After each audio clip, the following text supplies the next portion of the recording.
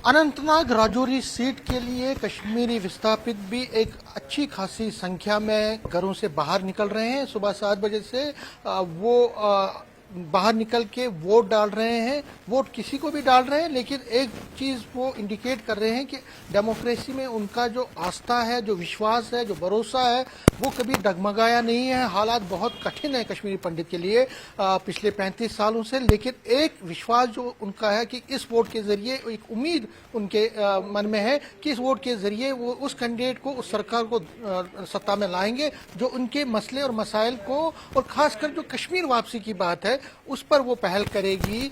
मेरे पीछे जो आप देख रहे हैं ये डिफरेंट ऑर्गेनाइजेशन, जो कश्मीरी पंडित ये लीडर हैं, ये जो पॉलिटिकल पार्टीज हैं, चाहे नेशनल कॉन्फ्रेंस है, बीजेपी है या डीपीएपी, उनकी जो माइग्रेंट्स विंग्स हैं उनके ये लीडर हैं। और लगातार इन्होंने भी डोर टू डोर कैंपेन किया। पिछले चाहे वो बारामूला सीट हो, श्रीनगर सीट हो या आज की अनंतनाग सीट के लिए इन्होंने जो कश्मीरी विस्थापित कैंप्स हैं, नॉन कैंप्स हैं, यहाँ पे लोकेलिटीज हैं, जितनी भी लोकेलिटीज जहाँ पे इन्होंने और इनके साथियों ने लगातार अपने मुद्दे, अपने एजेंडे को लोगों के पास रखा, जो कश्मीरी विस्थापित है उनके सामने रखा। फिर कश्मीरी पंडित किसको वोट दे रहे हैं वो उनके मन के हिसाब से है, लेकिन इन्होंने मेहनत की और अपने अपने, हालांकि बीजेपी का कोई कैंडिडेट नहीं है, लेकिन जिनको ये सपोर्ट कर रहे हैं उनके लिए इन्होंने डोर टू डोर कैंपेनिंग की। मैं इन्हीं से बारी बारी बात करूंगा। सबसे पहले हीरालाल जी से मैं बात करूंगा। हीरालाल जी, ये बीजेपी के जो डिस्प्लेस्ड यूनिट है उसके नेता है, आपका कैंडिडेट तो नहीं है, ठीक है, कैंडिडेट नहीं है, और आपने जाहिर तौर पर आप अपनी पार्टी को सपोर्ट दिया, ये किसी से छुपा नहीं है। बीजेपी की जो आपकी जो सपोर्टर है कश्मीरी पंडित कम्युनिटी में, वो दुलमिल में रहे, कई टाइम तक वो दुलमिल में रहे, पता ही नहीं चला उनको कि किसको वोट देंगे। आपने ओपनली क्यों नहीं किया, इसको ओपन क्यों नहीं किया, इसको अंधेरे में क्यों रखा? क्या अंधेरे में रख के कोई और निशान की तरफ? देखिए समीर जी, जो आज आप देख रहे हैं ना, पब्लिक का रुझान जो है, जो पब्लिक बाहर आ रही है, हमारे समाज के लिए, खासकर मैं सीधे बात करूंगा कश्मीरी पंडित समाज के लिए बड़ा आवश्यक ये था कि वो डेमोक्रेटिक प्रोसेस में हिस्सा ले। आप देख रहे हैं पिछले 33 साल से, 33 ईयर्स से हमें एक ऐसी जटिल प्रक्रिया से गुजरना पड़ रहा था जिसकी वजह से हमारा समाज फुल्ली तरह से बाहर नहीं आता था। अब इस बार जो समाज बाहर आ रहा है वो श्रेय मैं कहीं ना कहीं गृह मंत्री को देना चाहता हूं, क्योंकि मैं I was the part of that delegation. जो हम दिल्ली में मिले, इलेक्शन कमीशन से मिले, गृह मंत्री से मिले, और उन्होंने जो एम्फॉर्म को रद्द किया, उसके बाद समाज आप देख रहे हो कि जोक दर जोक जो आज पर हमारे को एक कलंक लगा था कि डेमोक्रेसी पर विश्वास नहीं करते, वो कलंक मिट गया कि और ये सिद्ध हो गया कि हम डेमोक्रेसी पर विश्वास करते हैं, करते भी थे, लेकिन एक जो जटिल प्रक्रिया थी एम्फॉर्म की, उसकी वजह से हम रुके थे। इसलिए उस जटिल प्रक्रिया को खत्म करने के बाद समाज बाहर है।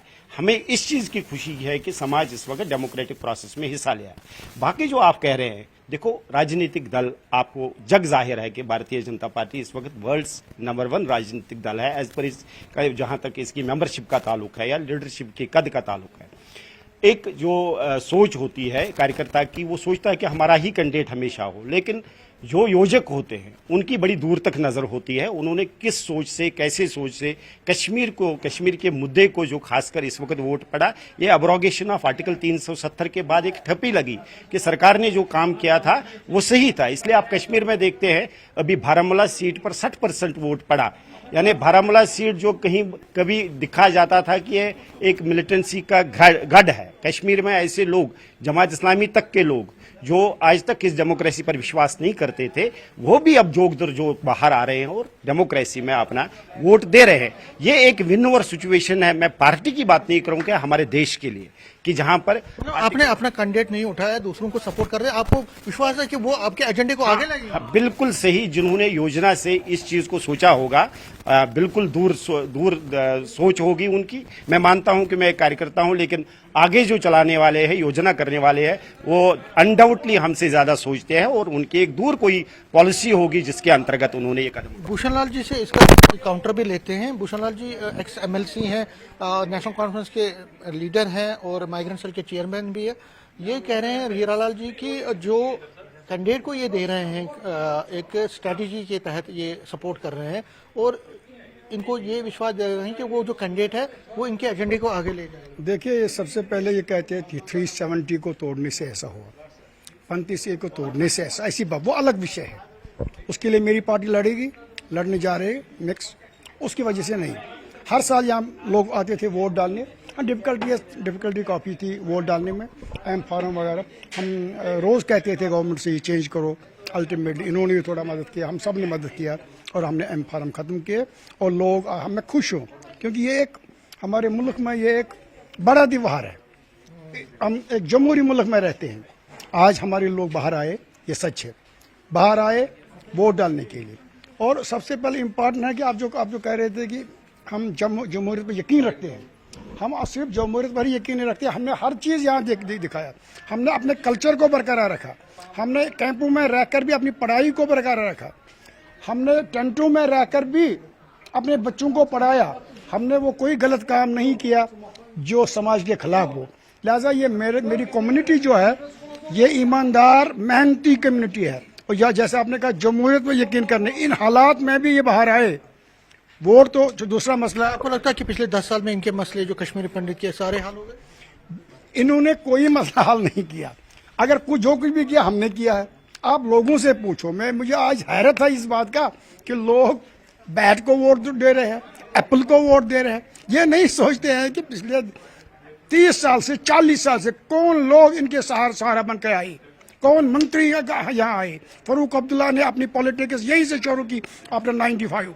यहाँ से पहले उसने, आप तो थे उन दिनों, लिखते थे आप, यहाँ से हमने शुरुआत की कि पॉलिटिकल प्रोसेस जो शुरू हुआ था। और आज भी हमारा दावा है, हमारा मानना है कि अवाम, सरदारी अवाम का हक है। यहाँ इलेक्शन नहीं होते असेंबली के, लोगों को डिफिकल्टीज है, वो बिहार के ऑफिसर को, पंजाब के ऑफिसर को, उससे क्या काम करेंगे? हमारे अपने लोकल ऑफिसर होते हैं, उनको टोपोग्राफी पता होता है क्या करना है, और ऑफिसर सुनते भी नहीं है। मैं फिर कहना मेरी अपील है कि यहाँ इलेक्शन कराए जाए जल्द से जल्द, और सरदारी अवाम का हक है, उनको लोगों को ये दिया जाए। ये तो नेशनल कॉन्फ्रेंस का टेक हो गया। डीपीएपी के प्यारेलाल पंडिता जी हैं। प्यारेलाल जी ये जो कह रहे थे, हीरालाल जी ये कह रहे हैं कि हमने सपोर्ट किया किसी को, हमने अपना कैंडिडेट नहीं उठाया, लेकिन उसका एजेंडा चलेगा। नेशनल कॉन्फ्रेंस कह रही है कि पिछले 10 साल में कुछ काम नहीं हुआ। तो आप तो नई पार्टी है, लेकिन आप भी तो कांग्रेस से निकले हैं, मतलब आपकी जो पार्टी है, तो एजेंडा क्या है आपका कश्मीरी पंडितों? मैं sir Kashmiri displaced people wing का डीपीएपी का चेयरमैन बोल रहा हूँ, प्यारेलाल पंडिता। तो मुझे इस ज़िम्मन में कहना है, सबसे पहले बात है कि जो एम फार्म का 4 पॉलिटिकल पार्टीज की, ऑल पॉलिटिकल पार्टीज की सीईओ साहब के साथ मीटिंगें हो गई, और उन मीटिंगों के ब्यौरा से सीईओ साहब ने रिकमेंड किया इलेक्शन कमीशन ऑफ इंडिया को कि ये एम फार्म की सख्ती है, ये खत्म कीजिए। और नतीजा निकला कि सीईओ साहब की रिकमेंडेशन पर वहां से इलेक्शन कमीशन ऑफ इंडिया ने पॉलिटिकल पार्टीज के साथ मीटिंग करके 4 मीटिंगें हो गई पोले साहब के साथ, तो उन्होंने रिकमेंड किया, कंसिडर किया एम फार्म को अबॉलिश करने के लिए। और क्रेडिट लिया कि हमारी बीजेपी की पार्टी उन्हीं दिनों अमित शाह साहब के पास गए, और जबकि सारा क्रेडिट जाता है सीईओ साहब को और इलेक्शन कमीशन ऑफ इंडिया को एम फार्म खत्म करने का। दूसरी बात है कि मुझे अफसोस के साथ कहना पड़ता है कि अगर कोई सपोर्टिंग पार्टी है, और खास करके जगटी में बीजेपी के कारंदों ने गरू में कहा कि हमने आज अपना इलेक्शन सिंबल चेंज किया है, कमल के फूल के बजाय बैट, लेकिन बाल्टी कहीं ज्यादा दिख नहीं रही थी, ऐसा कह रहे हैं। देखिए सर, हमने अपनी कैंपेन की, हमारी नई पार्टी है। आपको लगता है कि बैट जो है बाल्टी पे हैवी हो गया?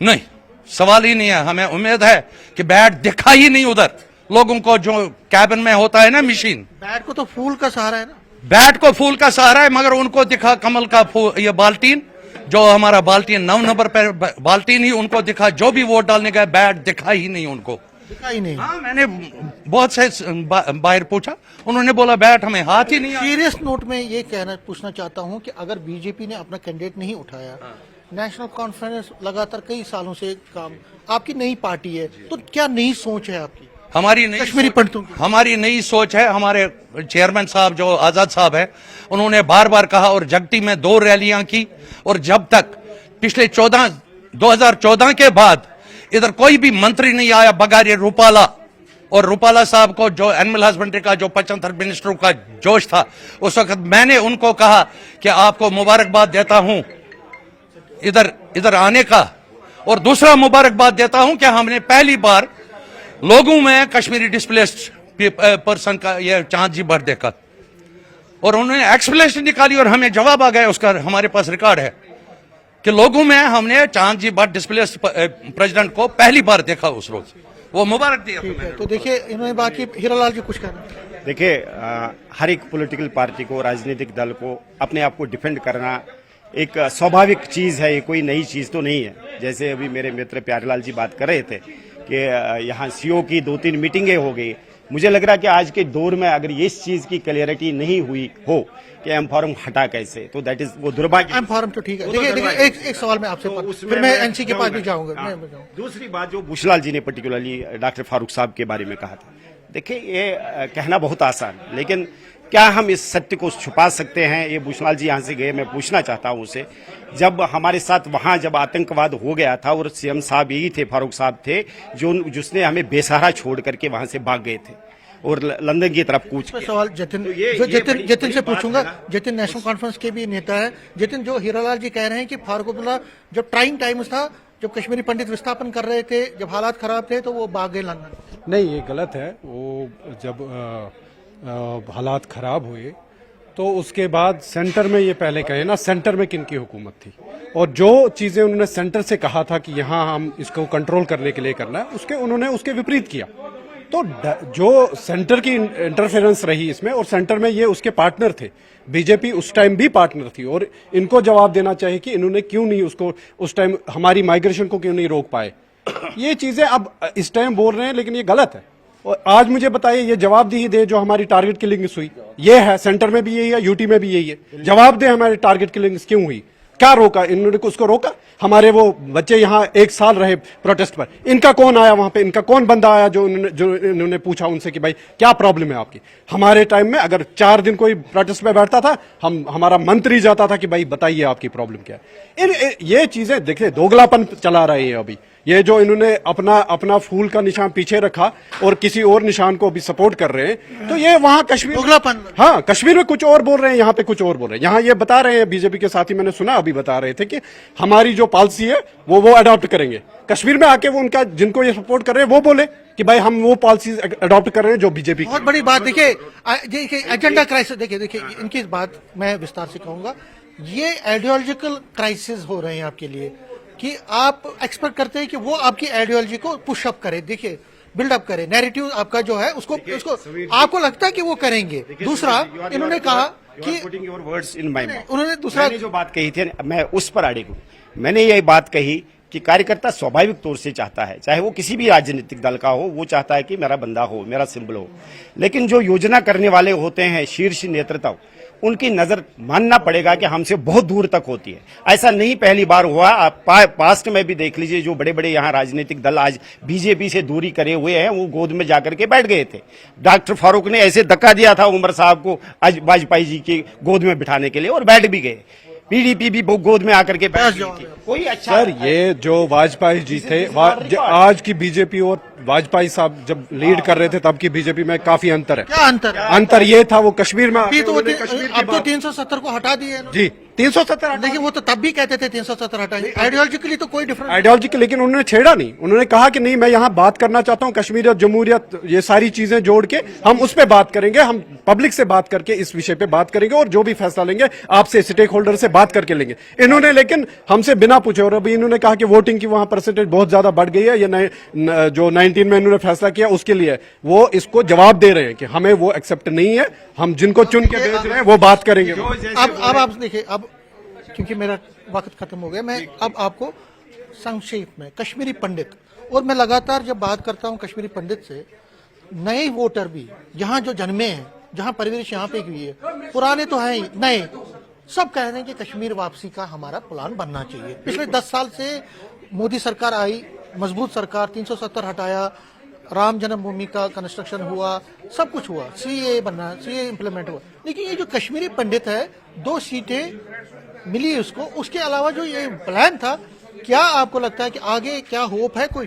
अगर मैं आदरणीय नरेंद्र भाई मोदी जो हमारे भावी प्रधानमंत्री है और वर्ल्ड के सबसे टॉलेस्ट लीडर इस वक्त माने जाते हैं, अगर उन्हीं के कथन पर जाऊं तो उन्होंने ये भी बोला था कि अभी जो ये टेनवर था एक ट्रेलर ही था, फिल्म बाकी है, आप देख लीजिए। मुझे पूर्ण विश्वास है इस बात को लेकर के, जो रिहेबिलिटेशन की बात है ना, इस सरकार के बगैर और कोई कर भी नहीं सकती और करेगी भी नहीं। यही करेगी, हमारी ही सरकार करेगी, और आप इत्मीनान रख लीजिए एक अच्छी रिहेबिलिटेशन होगी जहां ये सारे साथी मेरे साथी हो। भूषण लाल जी हैं, क्या आपको मुतफिक है इससे? ये कह रहे हैं कि अब होगा कुछ। देखिए उम्मीदों पे दुनिया कायम है, हम भी कोशिश करेंगे, अगर वक्त आया मिलजुल के काम करेंगे, इस वादी इस रियासत को अमन में लाएंगे और कश्मीरी पंडित वापस चले जाएंगे। बड़ी बात है, लास्ट में जो बात हुई है वही है यूनिटी।